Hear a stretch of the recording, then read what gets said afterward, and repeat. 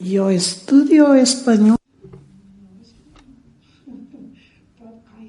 Bueno, pero me estoy esforzando porque tenemos un yerno chileno y por eso pues me encanta el español. Estoy trabajando en ello, me estoy esforzando, os lo aseguro. Pero bueno, vamos a empezar. Y voy a empezar dándoos una idea de lo que significa para mí el ir a mi trabajo todos los días. Esta soy yo cuando voy a mi trabajo. Yo vivo en Michigan, en Estados Unidos. We have a lot of snow. Y en Michigan hay muchísima nieve, por lo tanto, aquí en España tenéis mucha suerte. Entonces, como se ha mencionado, enseño este curso que se llama Enseñar cómo aprender, con Terence Sejnowski, que es un científico preeminente. Y aquí le tenemos a él cuando va a trabajar a su puesto de trabajo. Por lo tanto, lo bueno que tiene el aprendizaje online hoy por hoy es que ayuda a la gente, no solamente a muchos estudiantes de distintos orígenes, a coincidir en un solo sitio, sino también que el profesorado puede proceder de distintos lugares.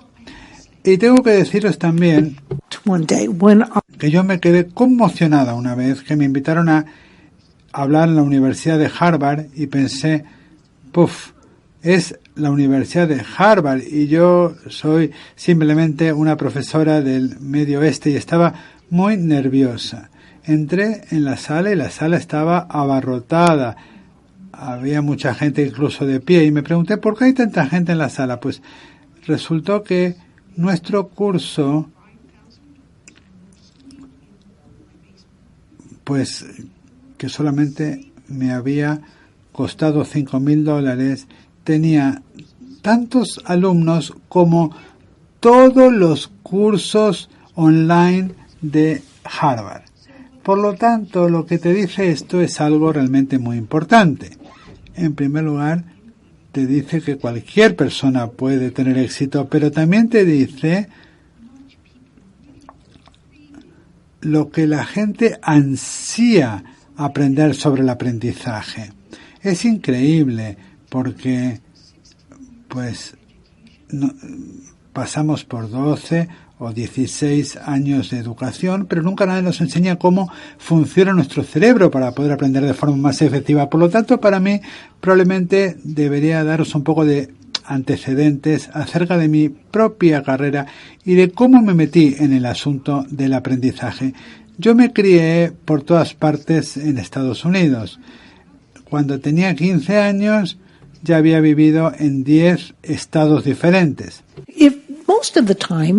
Casi siempre, no importa si viajas de un sitio a otro, porque la educación suele ser muy parecida, excepto por una cosa, que tiene que ver con el aprendizaje de las matemáticas. Cuando aprendes matemáticas, pues es un aprendizaje muy secuencial. Y si pierdes comba en un punto del camino, es muy difícil recuperarte. Entonces, yo había viajado de Texas a Massachusetts a los 7 años y de pronto en esa clase de matemáticas estaban muy adelantados.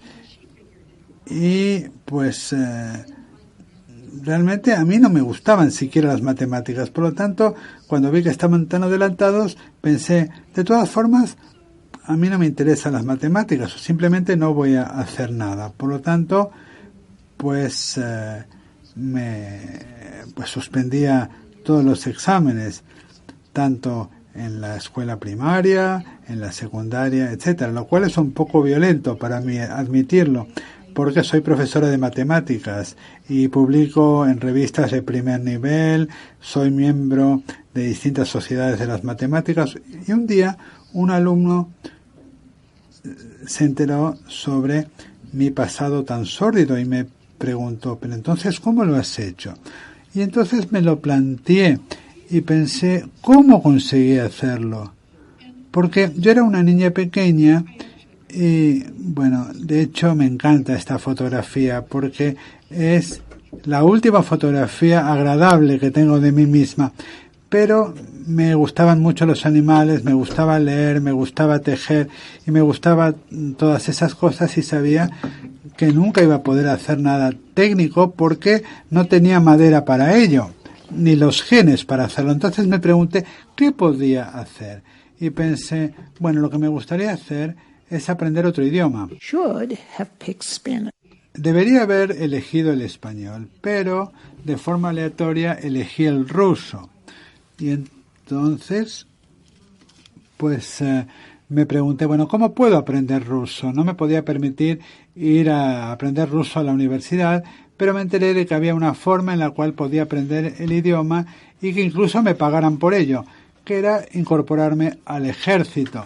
Por lo tanto, ahí me veis muy nerviosa, a punto de tirar una granada. Y si supierais lo torpe que soy, entenderíais por qué estaba tan nerviosa ese día. Pero sí, aprendí el idioma ruso y al final terminé trabajando en el mar de Bering, en pesqueros rusos, y para mí era una aventura impresionante porque estaba viendo el mundo desde otra perspectiva y al final terminé en la Antártida, en la estación del Polo Sur, y ahí conocí a mi marido. O sea que tuve que ir al final del mundo a conocer a mi marido. Y ahí está mi héroe, al final de la sala. So it's only been 35 years. Ya hace 35 años de ello y me considero muy afortunada. Por lo tanto, ahí estaba yo.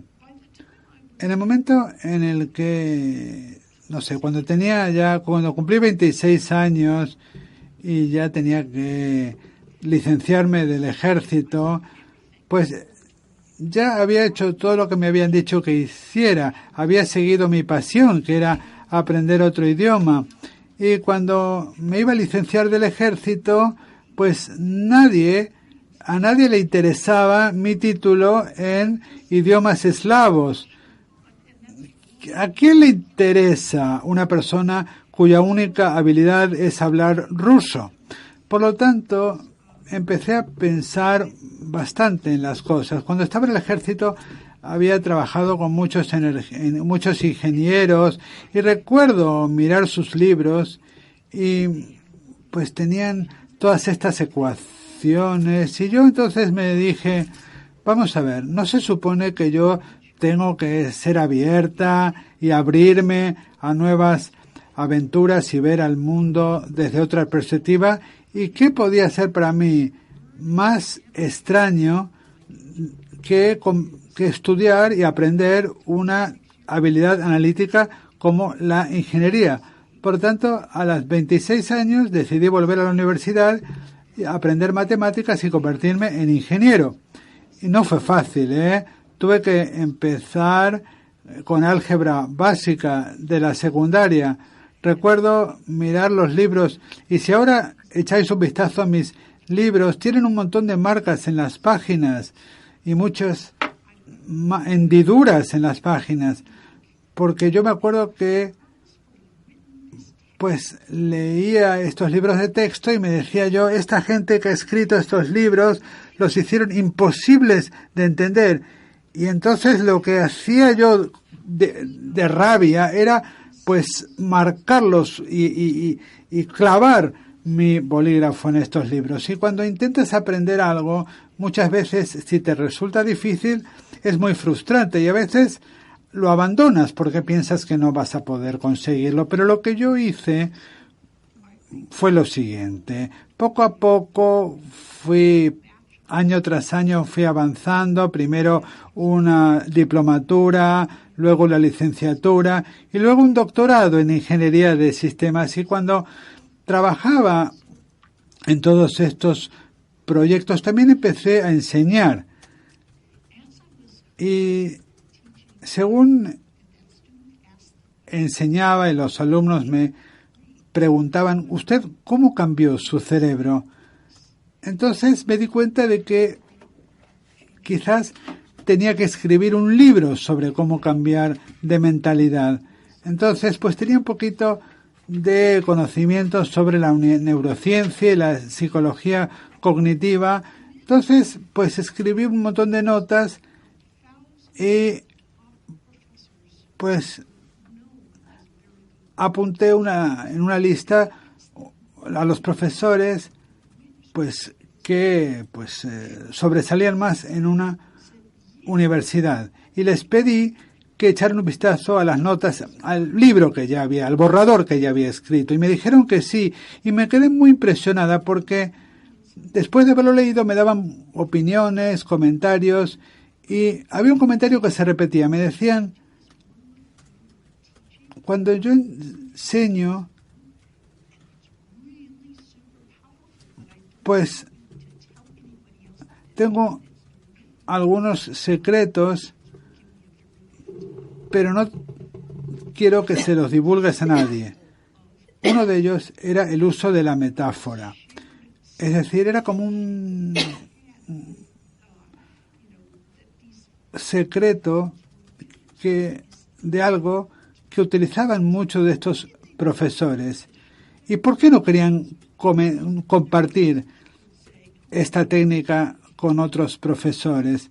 Bueno, porque otros profesores podían decir, bueno, al utilizar estas metáforas simplistas, estás pues simplificando demasiado la materia, estás en una universidad prestigiosa, tienes que pues impartir tus clases con una cierta altura. Pero ahora ya sabemos que si se utilizan las metáforas para transmitir ideas claves, pues estás haciendo algo realmente muy bueno, porque permites que los alumnos utilicen ciertas conexiones para poder comprender la materia. Aprender, por ejemplo, cómo fluye el agua es algo bastante difícil. Por eso a los bebés les gusta mucho jugar con el agua. Pero si sabes cómo fluye el agua, puedes comprender mucho mejor la idea de cómo fluye la corriente eléctrica. Y las partículas positivas fluyen en esta dirección, las negativas fluyen en esta dirección contraria. A nivel cuántico todo tiene sentido. Pero cuando desglosas una metáfora ya no sirve para nada. Y las metáforas son una forma muy potente de transmitir conocimientos.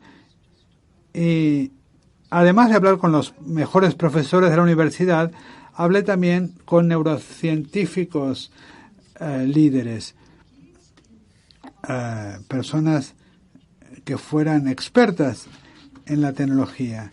Entonces, lo que voy a presentaros hoy, esta tarde, son las cosas que aprendí en cuanto a cómo aprender con máxima efectividad. El cerebro ya sabemos que es muy complejo, pero podemos abreviar sus características principales y resumirlas en dos modos de operación principales. El primero lo llamaríamos el modo focalizado, que es, espero, lo que estemos haciendo hoy, centrándonos en un tema, y de esta forma activamos un conjunto de circuitos bastante limitado en el cerebro, una red de circuitos relacionados con tareas.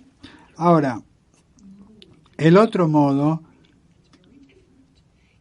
que funciona en estos casos es lo que llamamos el modo difuso. En el modo difuso sigues teniendo ideas y pensamientos, incluso se relacionan con los temas en los que has estado trabajando, pero son mucho más aleatorios. Son como los pensamientos que tienes cuando estás en la ducha o cuando das un paseo. Entonces, lo que vamos a hacer ahora es ilustrar estas ideas utilizando una metáfora. Muy bien. Y la metáfora que vamos a utilizar para ayudaros a entender esta idea es la metáfora de la máquina de pinball.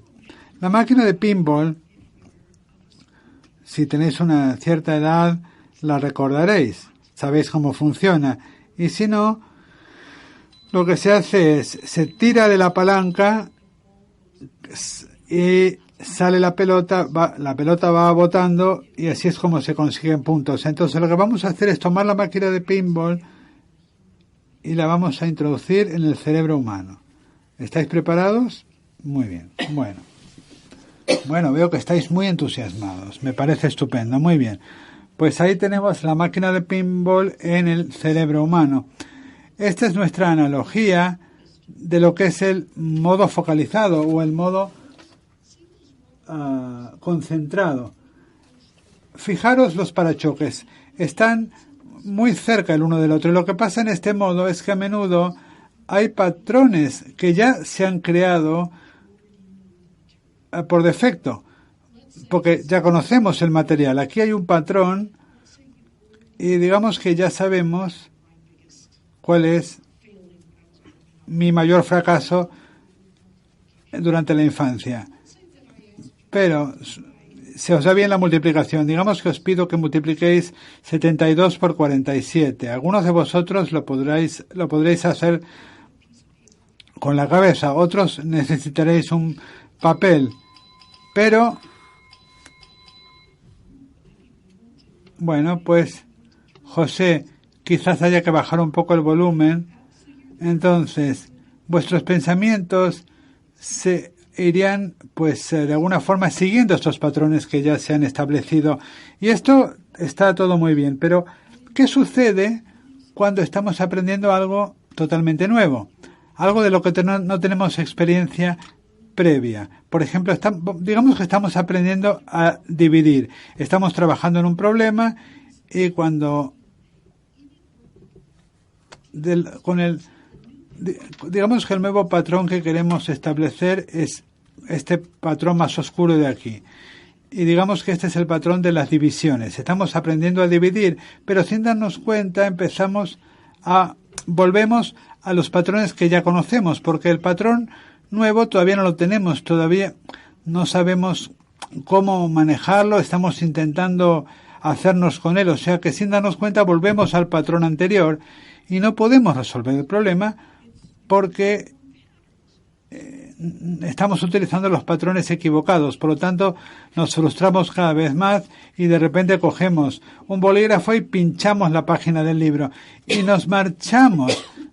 Y lo interesante es que cuando abandonamos la tarea, nos quitamos la mente de la tarea, nos olvidamos de ella y nos metemos en el modo difuso. O sea que cuando la mente realmente abandona la tarea, que podría llevar minutos o horas, abre esta otra forma de pensar. Y fijaros cómo están de separados estos parachoques. Por lo tanto, no podemos pensar de una forma tan minuciosa como lo hacemos cuando estamos en el modo concentrado. Pero lo que podemos hacer es pensar de una forma mucho más general, mucho más genérica. Y los pensamientos que tenemos pueden ser mucho más amplios. Y de esta forma podemos llegar a la nueva perspectiva en la que tenemos que estar para resolver el problema o entender el concepto. Entonces, cuando estamos aprendiendo algo nuevo, la mente normalmente fluctúa entre el modo concentrado y el modo difuso. Nos concentramos primero y luego tenemos que pensar un poquito más libremente de otras cosas y durante ese tiempo la mente está consolidando las cosas. No podemos estar en ambos modos a la vez, eso es imposible, a menos que estemos tomando unos honguillos de estos alucinógenos, pero claro, este no es el caso. Entonces, lo que me gustaría que hagáis ahora es que lo intentarais vosotros. Entonces, os pido que dediquemos 2 minutos a ello y que os giréis para hablar con la persona que esté a vuestro lado. Quizás le conozcáis o quizás no. Y que os presentéis a esta persona y que le explicarais cuál es la diferencia entre el modo enfocado y el modo difuso. Tenéis 2 minutos para hacerlo. A sus marcas, listos, ya.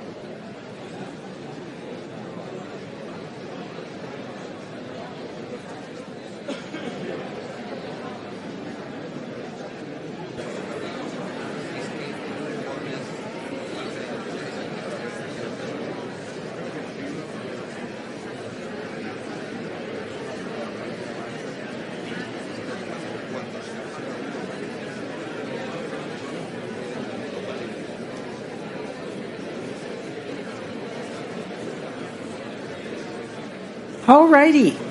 Pues muy bien. Hacedme caso, por favor. Una cosa que os quiero preguntar. ¿Habéis notado algo cuando os habéis girado hacia la persona de al lado? Durante un instante, ¿a que habéis pasado al modo difuso? ¿No os habéis sentido como que obteníais una perspectiva fresca del tema del que estábamos hablando? Es muy útil. Si sois padres o abuelos o profesores, puede ser de gran ayuda explicar algo y luego dar la posibilidad a la gente para que dé un paso atrás y pueda consolidar las ideas de las que hemos estado hablando. Ahora me gustaría explicaros de otra manera el tema del que hemos estado hablando. Podríamos planteárnoslo como si tuviéramos dos mesas en el cerebro. La mesa concentrada o enfocada y la difusa abajo. Tienes que obligar a tus pensamientos para que vuelvan al modo concentrado. Tenéis que obligaros. Incluso aunque os guste, muchas veces os tenéis que obligar a prestar atención a lo que está ocurriendo. Y de pronto, sin daros cuenta, vuestros pensamientos irán a otro lado. Entraréis un poquito en modo difuso. Pero algunas personas es como si tuvieran orificios en la mesa, en la máquina de pinball. Se obligan a concentrarse y de pronto la bola está ahí, pero de pronto se cae. Y se encuentran como que entran en el modo difuso, ¿no? Tanto si quieren como si no. Esas personas con déficit de atención, hiperactividad, de esto hablaremos luego un poquito más, podrían tener sus ventajas por este motivo. Es simplemente otra forma de pensar diferente que puede, pues eso, dar a la gente una ventaja. En el curso de Aprender a Aprender, una cosa que me parece muy interesante es que recibimos comentarios de gente de todo el mundo. Y uno de los problemas mayores que tiene la gente es que todo lo dejan para mañana. La procrastinación, como decimos en inglés. O sea, algo que no quieres hacer, pues lo dejas ahí para mañana. Realmente ese es un gran problema en todo el mundo. Merece la pena dedicarle unos minutos a hablar de ello. Resulta que lo único que haces cuando piensas en algo que no te gusta hacer o que no quieres hacer, eso activa una parte del cerebro que experimenta dolor. Y el cerebro lo que hace es encontrar maneras de evitar ese estímulo negativo. Esto es lo que ocurre. La procrastinación es un hábito, igual que cualquier otro. ¿Y qué ocurre? Pues que piensas en algo que no quieres hacer, no te sientes bien y eso hace que vuelvas tu atención a otra cosa, que dirijas tu atención a otra cosa y de esa manera te sientes más feliz casi instantáneamente. Lo haces una vez, lo haces 2 veces, no pasa nada. Ahora, si lo haces con frecuencia, esta dilación, esta postergación, eso puede tener muchas consecuencias en lo que puedes hacer. Puedes pensar, yo no soy capaz de hacer esto o lo otro. Pero eso no tiene nada que ver con tus capacidades. Simplemente es que estás postergando las cosas hasta el último minuto. Y hay mucha gente que se encuentra en estas circunstancias. Como yo ahora soy ingeniera, y los ingenieros somos muy prácticos, pues voy a llegar a la conclusión enseguida y voy a explicar qué es lo que hacemos nosotros para evitar la postergación. Bueno, lo mejor es la técnica del pomodoro, del tomate, que fue invitado por un italiano en los años 80, por eso se llama pomodoro, y veréis este programador, porque realmente el contar el tiempo es muy importante, el tener un cronómetro. Y lo único que hay que hacer es lo siguiente. Primero, alejarte de todas las distracciones. En el teléfono móvil, lejos. No tengas el ordenador delante. Y una vez que te alejas de todas esas distracciones, bueno, hay una cosas que no puedes evitar, ¿no? Si el niño llora o lo que sea, pero puedes intentar durante un tiempo alejarte de todas esas distracciones. Luego pones el cronómetro durante 25 minutos y te concentras todo lo que puedas durante 25 minutos hasta que suene el cronómetro. Lo que yo hago, bueno, si no quiero trabajar en una cosa, lo que hago es ponerme el programador y me pongo a trabajar con el cronómetro Pomodoro, ¿no? El tomate. Empiezo a sudar y luego miro el cronómetro para ver cuánto tiempo ha pasado y resulta que solo han pasado 2 minutos y mi cerebro está gritando, se queja, no puedo seguir durante 23 minutos haciendo lo mismo. Así que, bueno, yo me intento concentrar, vuelvo a concentrarme en lo que estaba haciendo y ese es el truco. Pero hay algo adicional que es lo más importante del uso de este programador, que es recompensarte. Cuando digo recompensarte, me refiero, yo que sé, a tomarte un té o poner tu canción favorita, bailar con tu canción favorita. José, tenemos un problema. José, está llamando al técnico. José, el técnico, está refiriéndose al técnico, que parece que le falla algo en su pantalla. ¿Veis? Los ponentes siempre tenemos delante una cámara barata.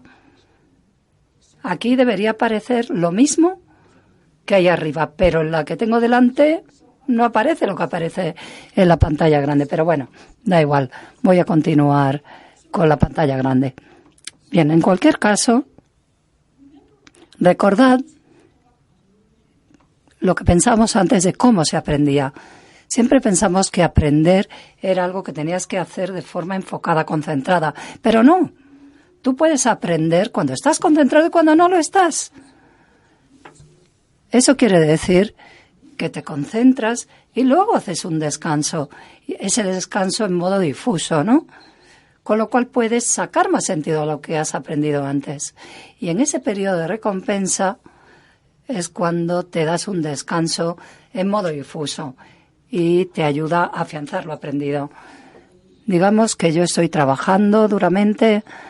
Bueno, primero, yo no sé si vosotros esto os ha pasado. Bueno, odio hacer algo, hay una tarea que no me gusta, bueno, empiezo a trabajar en ello, me doy cuenta que tampoco está tan mal y luego digo, oye, esto lo voy a terminar. Y luego resulta que me meto tanto en la tarea que me acaba gustando. Y si esto ocurre, fenomenal, perfecto.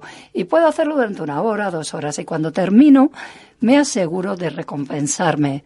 Y esa recompensa lo que hace es ayudar a reconfigurar mi cerebro hasta cierto punto. Esa técnica del programador con Pomodoro, del tomate, es magnífica. Una pregunta. ¿Cuántos habéis oído hablar de la técnica del programador? ¿Y cuántos habéis oído hablar de esta técnica porque habéis visto el vídeo de Aprender a Aprender? Ah, vale. Eso es otra cosa. Bueno, creo que es importante que demos un paso atrás durante 1 minuto y consideremos cuáles son las piezas del cerebro, cómo aprende realmente el cerebro. Y para ello tenemos que tener en cuenta la neurona, que es, digamos, la parte constitutiva fundamental, y hay millones de neuronas en el cerebro. Ojalá pudierais ver vuestros rostros ahora. Veo que muchos de vosotros estáis pensando, uy, ahora ya va a empezar a hablar de cosas súper aburridas, científicas.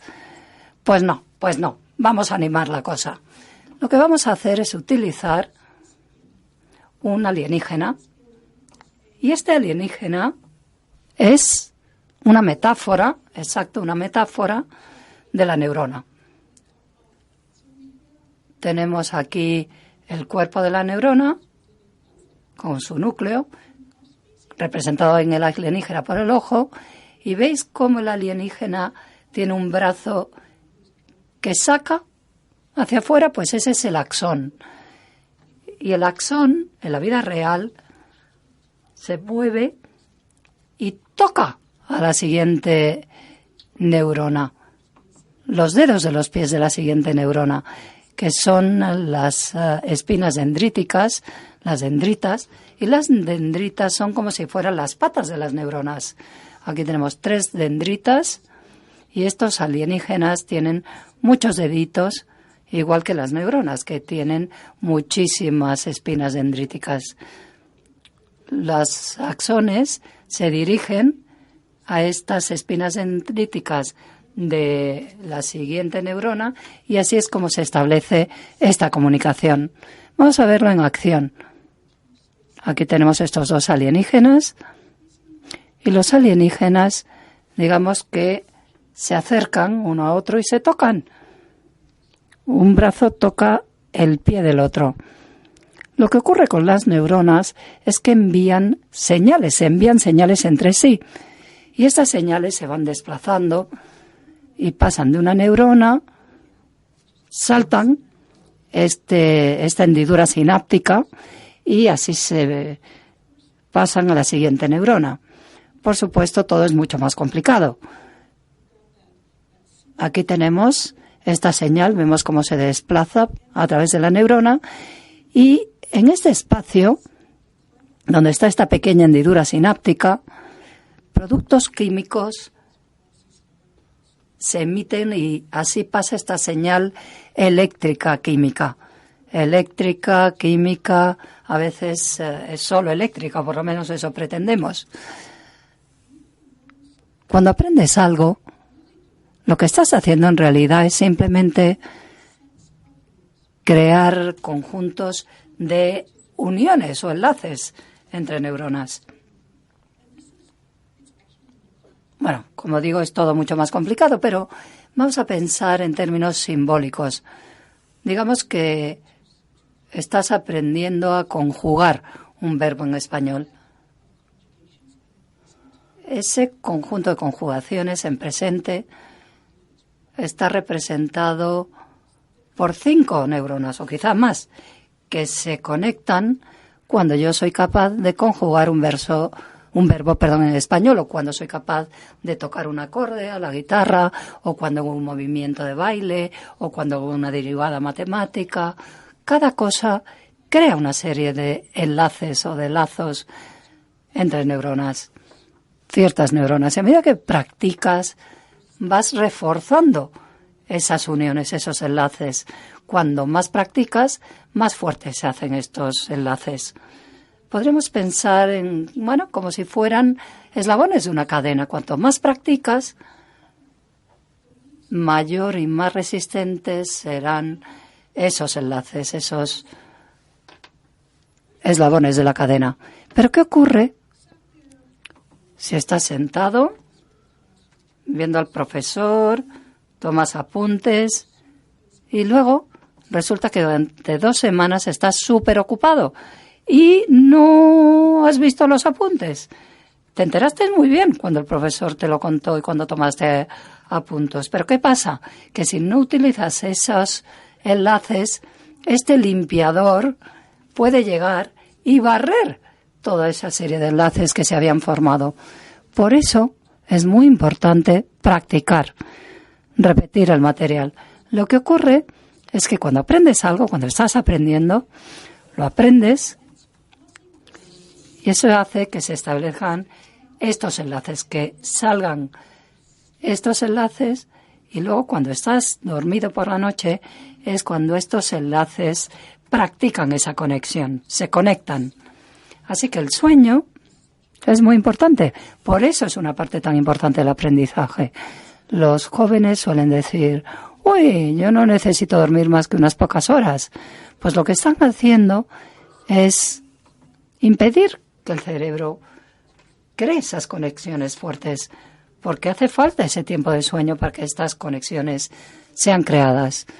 Os puedo mostrar una imagen de microscopía electrónica que muestra qué ocurre antes del aprendizaje y antes de dormir, que vemos todas estas espinas dendríticas, cómo salen, y fijaros en el aspecto que tienen después de aprender y después del sueño. Si os fijáis, este triángulo azul indica el desarrollo de una nueva espina dendrítica que ha ido creciendo durante el sueño. Ahora, cuando estáis viendo esto, estaréis viendo cómo pequeños brotes de dendritas salen. Cuando te acuestas y si habéis aprendido algo, tendréis estos brotes que luego saldrán mucho más, se alargarán y empezarán a hacer estas conexiones de aprendizaje. Esta idea es la que hace que sea tan importante el practicar cada día cuando aprendes algo. 10 horas en un solo día. Es que vas a hacer unos eslabones muy pequeños y este limpiador sináptico puede limpiarlo y barrerlo todo. Pero 10 horas en un día es mucho menos efectivo, porque solo tienes una noche de sueño para crear esos enlaces. Y si has tenido 10 horas de aprendizaje, pero espaciadas, 1 hora cada día, pues cada noche tendrás la posibilidad de fortalecer esas conexiones, crearlas y fortalecerlas, y aprenderás de una forma mucho más efectiva. Es un poco como construir un muro, ¿no?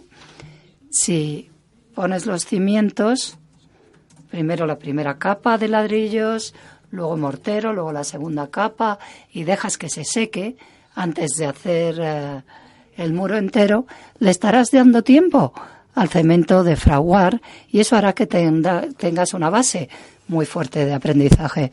Si no, al final al muro le pasará esto. No será una buena base, no será un buen cimiento. Si queréis, podéis planteároslo como si fuera lo siguiente. Este señor que levanta pesas, que se dedica a la halterofilia, sabemos que no espera hasta la noche antes de el combate o de la competición para levantar todos estos kilos, no. Lo hace poco a poco y todos tenemos que aprender poco a poco. Hay mucha gente que empolla mucho la noche antes, pero claro, es que necesitas una estructura y esa estructura neuronal es la que se desarrolla cuando aprendes, cuando estás aprendiendo. Y todo esto me lleva a uno de mis atletas favoritos de todos los tiempos, Julius Yego. Julius es keniata. Si sabéis algo de los keniatas, sabréis que tienen muchos corredores de larga distancia. Muy buenos, ¿no? Fijaros en sus brazos. A él no le interesaba nada el correr largas distancias. Le gustaba la jabalina. ¿Qué pasa? Que no había entrenadores de jabalina, de lanzamiento de jabalina en Kenia. ¿Y qué hizo? Pues se fue a YouTube y empezó a ver vídeos sobre el lanzamiento de jabalina. Y luego empezó a practicar cada día de forma activa, con lo cual esas espinas dendríticas fueron creciendo a medida que iba practicando. ¿Y sabéis qué? Se convirtió en el campeón mundial de lanzamiento de jabalina. Y un 99,9% lo aprendió en YouTube, viendo vídeos y practicando. Así que si os interesa el aprendizaje online, bueno, es algo estupendo. Puedes aprender cosas que nunca pensaste que podrías aprender. Julius tenía otra ventaja. Él estaba haciendo algo que requería ejercicio físico y el ejercicio físico es realmente muy valioso. Ayuda a la memoria, potencia la memoria y el aprendizaje. Y pensaréis, ¿por qué ayuda el ejercicio a la gente a recordar las cosas mejor y aprender mejor? Bueno, en el último año y medio hemos descubierto los investigadores, ¿por qué es así? Y resulta que cuando haces ejercicio, produces en tu cerebro un producto químico que se llama BDNF, que es el factor neurotrópico derivado del cerebro. Y lo que hicieron los científicos fue tomar este factor y lo echaron sobre una serie de neuronas. Aquí tenéis una neurona antes de que la aderezaran con BDNF. Es exactamente la misma neurona después de aplicarle BDNF. Fijaros, todas esas espinas dendríticas han salido, se han vuelto locas. Es alucinante, ¿no? Y esto puede ser muy útil. Si resulta que tienes más espinas dendríticas, pues ya están ahí para que aprendas algo, ¿no? Preparadas para que aprendas. Y eso puede potenciar muchísimo el aprendizaje. Utilizando este tipo de ejercicios, bueno, el ejercicio lo que quiero decir es que puede ayudar muchísimo a potenciar el aprendizaje. Ahora deberíamos hablar un poco de la importancia de las distintas áreas de la memoria. La primera es la memoria de trabajo, que es la memoria a corto plazo, y es lo que puedes recordar de forma temporal, ¿no? Si yo te digo que recuerdes 72, 49, 36, bueno, pues os repetís esos números y al repetirlos lo guardáis en la memoria de trabajo. Lo guardáis en un sitio que está en la corteza prefrontal, aquí, y es muy diferente esta memoria de trabajo a la memoria a largo plazo. La memoria a largo plazo está difundida por todo el cerebro. Por ejemplo, la memoria de trabajo se utiliza para recordar la cara de un amigo o la dirección en la que vives o donde solías vivir. Es una información que has almacenado, en la memoria a largo plazo. Y cada vez que aprendéis algo, eso quiere decir que habéis almacenado información en la memoria a largo plazo. Si la conserváis ahí, en la memoria de trabajo, es que no lo habéis aprendido realmente. A veces uno coge un libro, lo lee y dice, ya me he enterado. Vale, sí, pero lo tienes ahí en la memoria de trabajo y ahí estará mientras tú estés mirando la página. Pero cuando luego dejes de mirar la página, se habrá ido. Y ahora yo voy a contar un pequeño truco para ayudaros a retener la información en la memoria a largo plazo. Bien, vamos a utilizar una metáfora de la memoria de trabajo. Pensad en como si la memoria de trabajo fuera un pulpo atencional que tiene 4 patas. Esas 4 patas, si conocéis algo de psicología, son los 4 compartimentos de la memoria de trabajo. Pensábamos que la memoria de trabajo era capaz de almacenar 7 ítems, 7 cosas dentro. Ahora pensamos que más bien son 4.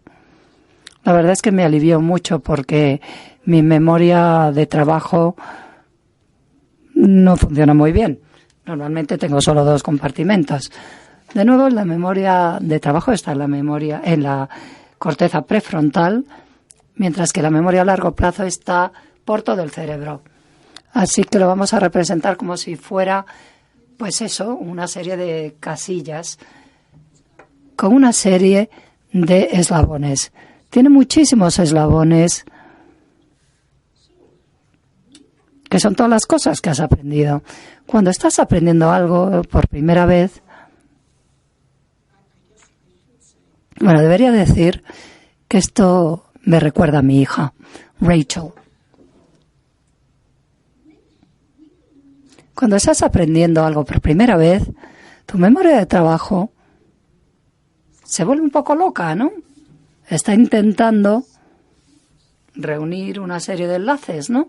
Pero una vez que lo ha aprendido, tienes esos eslabones y tu memoria de trabajo, bueno, pues el pulpo puede sacar una pata y coger esos eslabones que te permiten hacer lo que quieras hacer.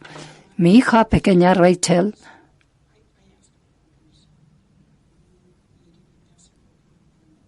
Cuando estábamos creando el curso online, le pregunté a mis hijas, ¿quién es capaz de modelar la idea de dar marcha atrás un coche muy mal? Y mi hija me dijo, yo puedo hacerlo. Puedo actuar como actriz y dar marcha atrás de forma terrible. Fijaros, está dando marcha atrás. Bueno, de hecho así lo hacía al principio cuando estaba aprendiendo a dar marcha atrás con el coche. Lo hacía fatal. Miraba para todas partes, le costaba muchísimo. Lo que estaba ocurriendo era que a medida que estaba intentando dar marcha atrás, su memoria de trabajo estaba haciendo un gran esfuerzo para intentar crear esa serie de enlaces, esa serie de eslabones con la información que ya estaba aprendiendo dando marcha atrás. O sea que tenía una carga cognitiva enorme en su memoria de trabajo. Y como veis, todos los brazos de este pulpo estaban ocupados. Una pata estaba ocupándose de recordar, de mirar aquí, otra hacia allá. Pero la verdad es que no lo hacía bien. ¿Qué pasaba? Pues que tenía una alta carga cognitiva. Luego ya cuando aprendió a dar marcha atrás, bueno, pues empezó a reducir su carga cognitiva y fíjate qué fácil. Empezó a dar marcha atrás muy bien sin tener que pensar en ello. Una vez que has creado esta serie de eslabones, de enlaces, sobre cómo dar marcha atrás con un coche o a resolver un problema de álgebra o a conjugar un verbo, a tocar un instrumento musical, una vez que has creado todos esos enlaces, tu memoria de trabajo puede fácilmente echar mano de estos enlaces y funcionar. Pero a medida que dominas algo, lo que suele ocurrir es que creas una serie de enlaces sobre el tema que estás aprendiendo o que has aprendido. Y haces un examen y ¿qué pasa? Que tu memoria de trabajo se desplaza, coge estos eslabones de la memoria a largo plazo, los coge, uno por aquí, otro por aquí, otro por aquí, y de pronto has resuelto el problema. Aprender requiere crear una serie de enlaces que tu memoria de trabajo pueda coger fácilmente, de los que pueda echar mano fácilmente, y los expertos han encontrado que el factor común es que tienen una enorme cantidad de enlaces neuronales sobre el tema en el que son expertos. El especializarse en algo es una cuestión de crear toda esta serie de enlaces neuronales. Y todo esto me lleva a hablar de esas ilusiones que tenemos de ser muy competentes aprendiendo. Yo lo que hago es coger una página de un libro, lo leo, llego hasta el final y resulta que no me he enterado de lo que acabo de leer. ¿No os pasa eso a vosotros o sois la única en el mundo a la que le pasa? Leo un libro, llego al final de la página y no me acuerdo de lo que he leído. La mejor manera de leer y retener lo que acabas de leer es leer una página, parar, mirar a tu alrededor y ver si te acuerdas de la idea principal de esa página. Y al alejar tu vista de la página del libro, te aseguras, garantizas que esa información no se queda solo en la memoria de trabajo, sino que intentas enlazar las ideas clave, y eso se ha demostrado que es una técnica muy valiosa. Se llama recordar. En inglés, recall. Es mucho más eficaz que volver a leer la misma página, utilizar mapas de conceptos o subrayar. Es lo que llamamos recordar y es muy efectivo.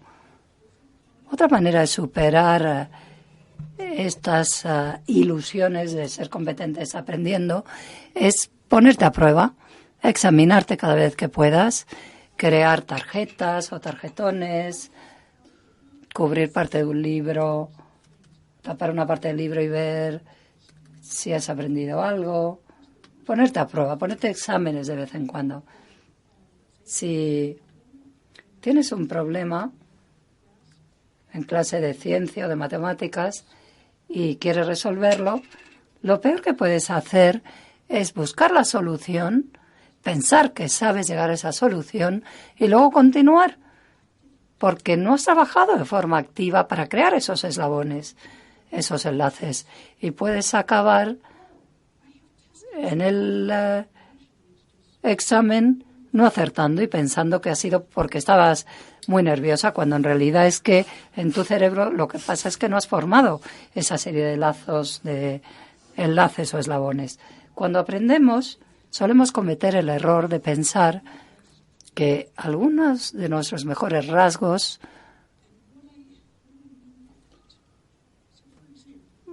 pues en realidad no son buenos.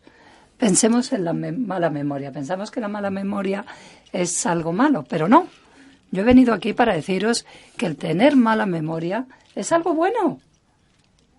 ¿Y eso cómo puede ser? Planteároslo de la siguiente manera. ¿Recordáis ese pulpo que teníamos con 4 patas, ¿no?, en la memoria de trabajo? Hay gente que no tiene pulpos con 4 patas, sino con 8, 9, etcétera. Son capaces de retener mucha información. Tienen patas con muchas ventosas. Y hay otras personas, como yo, que tienen un pulpo como mucho de 4 patas, que reciben la información y de pronto se distraen, dicen, ¡ay, qué solo enlace! Y de pronto que se le cae algo de la pata del pulpo. Pero cuando algo se cae de la pata del pulpo, algo entra, algo nuevo entra. Y estas personas, por lo general, son más creativas. Suelen ser muy creativas. Si sois una de estas personas que tenéis una mala memoria de trabajo, pues en realidad, si pudierais elegir, ¿qué preferíais tener? ¿Una memoria de trabajo mala y ser muy creadores? ¿O tener buena memoria de trabajo y ser, pues eso, no ser creativos? Hay mucha gente que elige ser creativos. Mi colega, que participa conmigo en el curso de Aprender a Aprender, tiene una memoria de trabajo, yo qué sé, con 85 tentáculos tiene su pulpo. Y no es nada creativa, con lo cual, pues todo tiene sus pros y sus contras. Y hay excepciones a todas las reglas. Otra cosa es que la gente a veces aprende muy lentamente. Piensan que son pensadores lentos.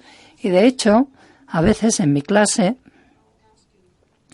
hay gente a las que planteo una pregunta compleja sobre el modelo de no sé qué o de no sé cuántos, y antes de que yo diga algo ya están levantando la mano, ya tienen la respuesta. Y ves que hay otras personas en la clase que están pensando, pero bueno, ¿yo qué voy a sacar de esto? No voy a ser nunca una persona tan rápida, que piense tan rápido como los de la primera fila. Pero planteároslo de la siguiente manera. Hay gente que tienen cerebros que funcionan muy rápido y llegan a la meta muy rápido. Hay otros que tienen, pues eso, una forma de aprender de paseante, ¿no? Pensad en la experiencia del paseante. Son capaces de tocar las hojas de los árboles mientras van andando, oyen los pájaros, huelen el campo. Es muy diferente a la gente que va en un coche muy rápido y que no se enteran de nada de eso. O sea que si eres un pensador lento, a veces verás cosas y las comprenderás y entenderás de forma muy profunda, y esto es algo que no pueden hacer las personas que piensan muy rápido. Mi héroe a nivel científico es Santiago Ramón y Cajal, que por supuesto es español. Aquí está el Instituto Cajal. Y Santiago Ramón y Cajal era un alumno malísimo, una persona a la que le costaba aprender, y de hecho le expulsaron del colegio incluso. Y es alucinante considerar que llegó a ganar el premio Nobel y hoy se le considera el padre de la neurociencia moderna. Cajal, una vez, le preguntaron, ¿cómo ha logrado usted tener éxito? Y él dijo, pues porque no era un genio. No lo era, le costaba aprender.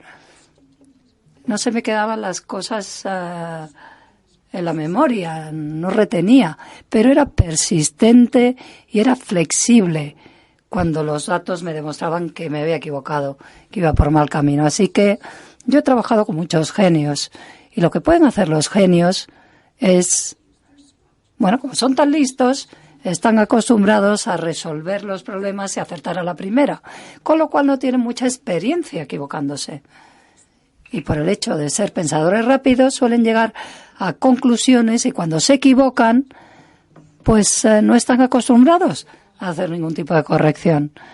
Y él pensaba, Ramón y Cajal, que su flexibilidad, cosa que no tenían los genios, fue parte de lo que le permitió convertirse en un investigador tan excelente. Con lo cual, si no sois genios, sentiros contentos, porque eso os permite hacer cosas que incluso los genios no pueden hacer. Dicho esto, quiero daros las gracias a la Fundación Rafael del Pino. Creo que nunca podré agradeceros lo suficiente vuestra atención. Me ha encantado ver que os interesa aprender tanto como a mí.